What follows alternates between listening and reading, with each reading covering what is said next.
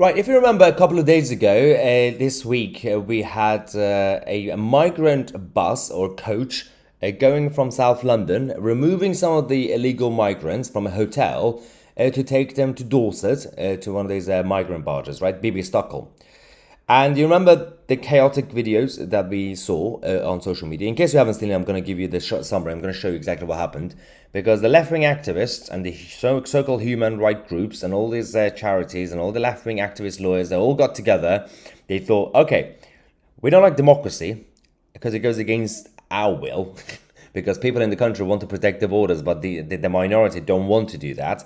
They said the best thing to do is anarchy, mob rule mentality. Let's go and target the bus, the coach, ironically, even though the migrants are in there, putting their lives at risk, in order to stop the movement. And it's not even deportations, by the way. They're just moving them from a hotel to a barge. It's not like they're sending them back to the country. Just as a reminder, this is what happened.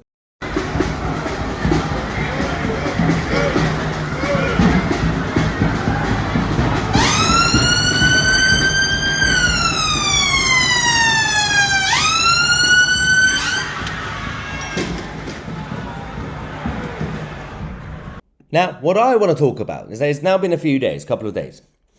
What do you think has been the reaction from the establishment and everybody else? So first things first, the political establishment in general, surprisingly, very quiet.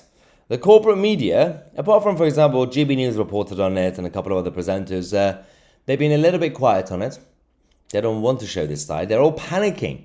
They are panicking because it's undermining their own cause. All these globalists who've been back in the European Union and everybody else, all these European judges, European lawyers and everybody else, they've been absolutely quiet because they are in panic mode. Because everything has been going on, not just in terms of the pro-migration, pro-mass migration activists, but also the anti-Israelis, anti-Jewish protesters in the name of supporting the Palestinian cause. They are undermining everything. They are undermining the globalist agenda, which is absolutely hilarious. So they're all gone into hiding. They're all absolutely silent. So we did have this, obviously, a statement from the Metropolitan Police. So the police were called at around 08:40 to report of a group of protesters near a hotel in Peckham, southeast London. There were reports that the coach had been obstructed by people and bicycles. I love it. A number of people have been arrested for offences including obstruction of the highway and one for a racially aggravated public order offence. They have all been taken into custody. Now, the Deputy Assistant Commissioner came out to say, my officers were quickly on scene and have engaged with the protesters at length. My officers had warned the group that obstructing the highway and obstructing police and are criminal offences and that they could be arrested.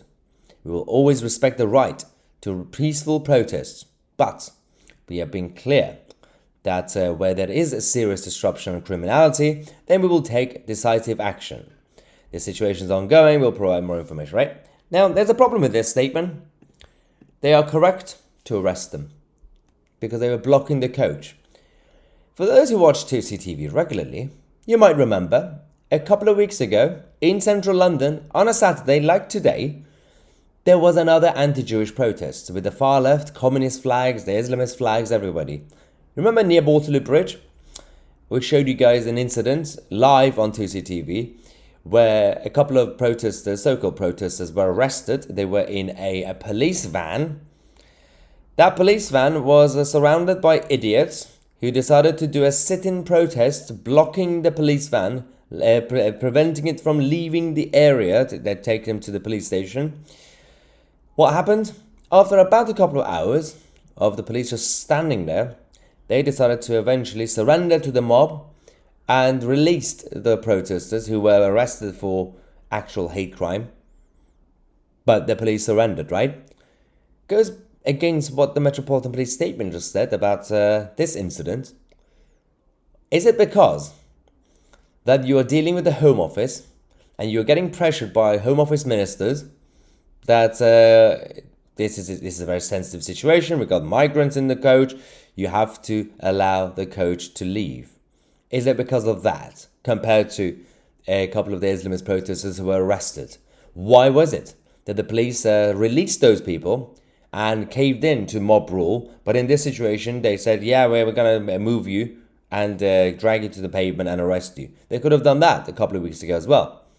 This is why we are saying it's not just two-tier policing. There are different layers. It's like a weird dessert of different layers of policing depending on who you're dealing with and what the incident is.